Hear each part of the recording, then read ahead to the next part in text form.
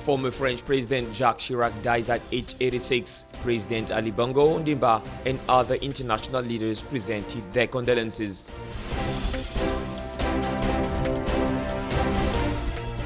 Kenya's new banknote policy will be effective in its attempt to formalize the economy. According to the Kenyan Economist, the authorities announced the withdrawal of the old 1,000 shillings banknotes.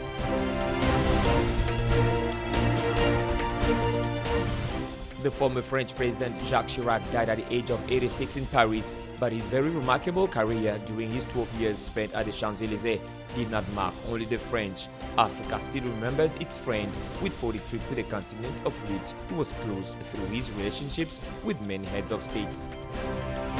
That's all for our top stories today. Stay tuned for more details in this newscast.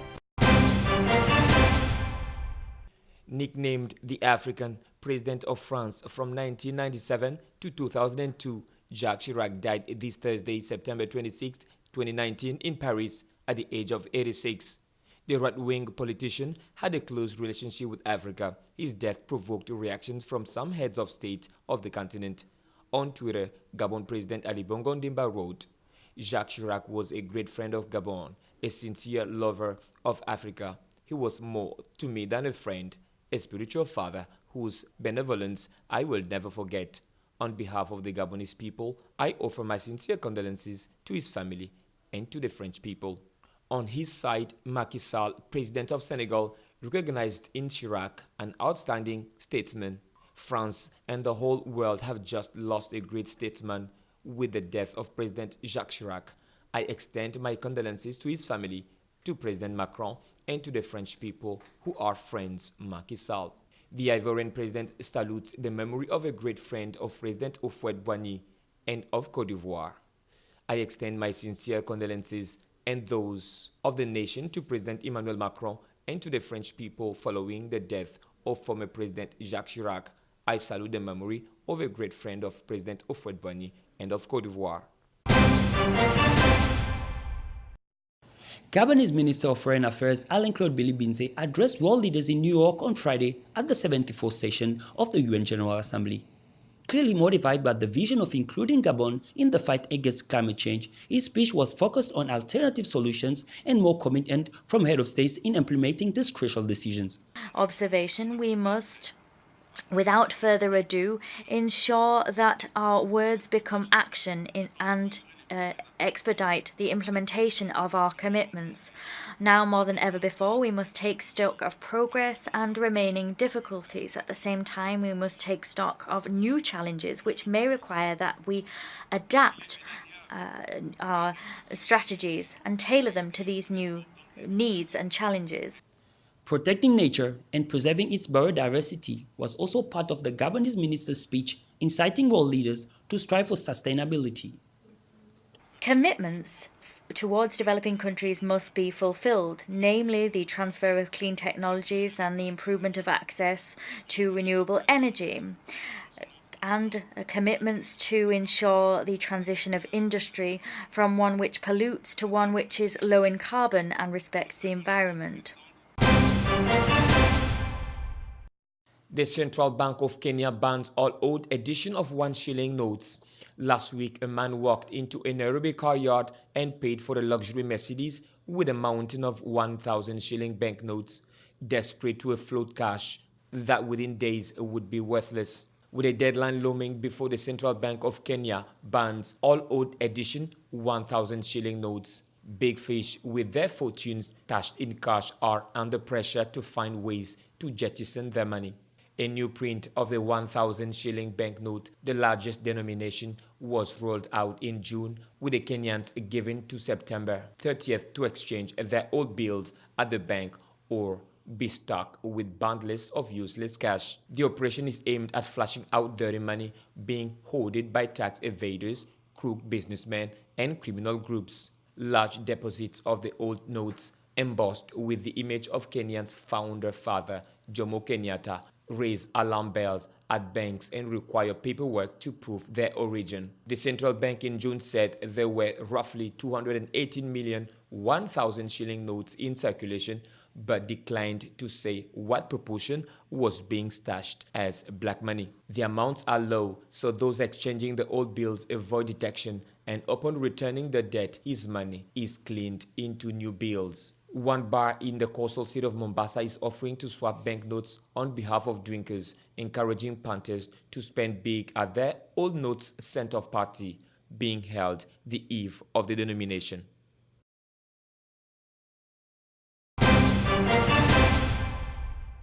If he was appreciated by his French compatriots, he was even more appreciated by Africans, which earned him the title of Jacques Chirac, the African. During these 12 years of magisterium, the one who placed himself as the main advocate for Africans had established very close ties with several counterparts and personalities of the continent. Omar Bongo, King Hassan II of Morocco, Cameroonian Paul Biya, Congolese Denis Sassou Nguesso, Blaise Compaoré of Burkina Faso, and Gnassingbé Eyadema of Togo are the names of those Chirac considered not only partners but close friends. He had often supported friendly countries caught in civil wars, including the Central African Republic and Chad, to preserve peace. He was known as the African gendarme. None of his predecessors or successors had ever had so much attention for the black continent. During these 12 years at the Champs-Élysées, he made more than 39 official trips. Jacques Chirac died on Thursday, 26 September at the age of 86.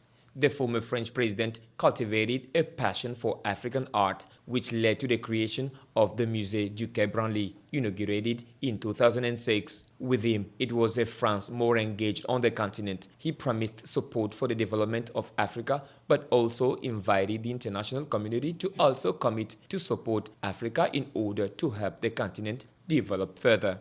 Chirac fights for Africa were multiple when he was not a soldier for the preservation of peace among his friends. It was on the health level with the fight against AIDS and malaria, but also on the finances with the cancellation of the debt of the African countries considered as heavily indebted poor countries. This friendship between France and Africa is still running and also remains one of the legacies left by the late President Jacques Chirac. Mohammed bin Rashid Space Center announced at a press conference on Wednesday that the first astronaut from the United Arab Emirates was sent to the International Space Station. The United Arab Emirates astronaut is Hazad Ali Al-Masuri. He, together with two others, Russian cosmonaut Oleg Skripochka and NASA astronaut Jessica Meir, were sent to the space by Russia's Soyuz MS-15 spacecraft in Kazakhstan. They are expected to stay in the International Space Station for 8 days. Adnan Al-Rais, director of Remote Sensing Department under the MBR Space Center, said the launch is a milestone for the UAE and even for the whole Arabic region, as it successfully sent the first United Arab Emirates astronaut to the International Space Station. We will continue to train more astronautic technicians according to the United Arab Emirates Aerospace Development Plan. It's also our national development strategy.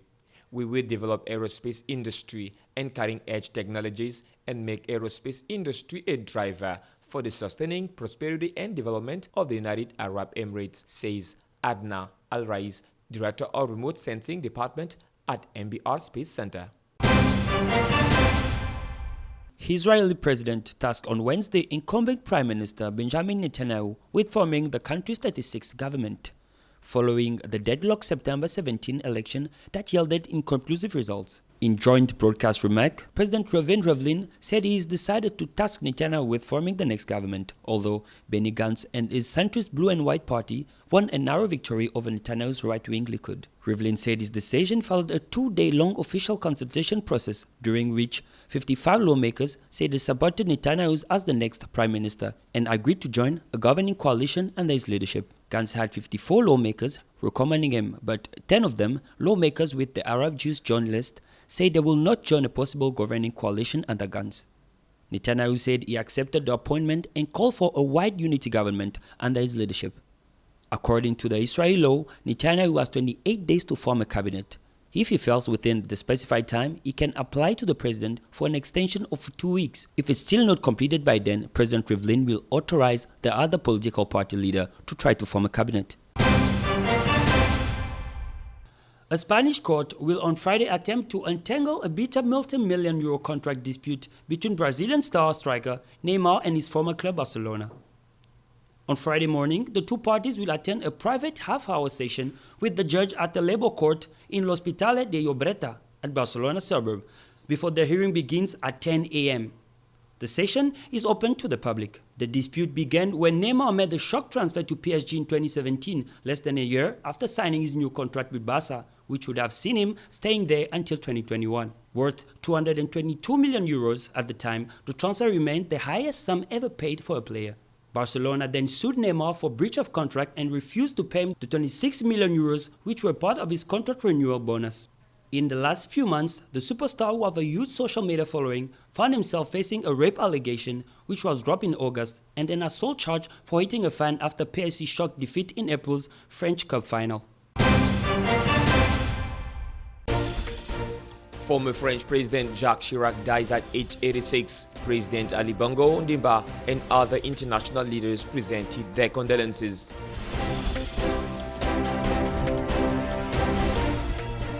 Kenya's new banknote policy will be effective in its attempt to formalize the economy. According to the Kenyan Economist, the authorities announced the withdrawal of the old 1,000 shillings banknotes.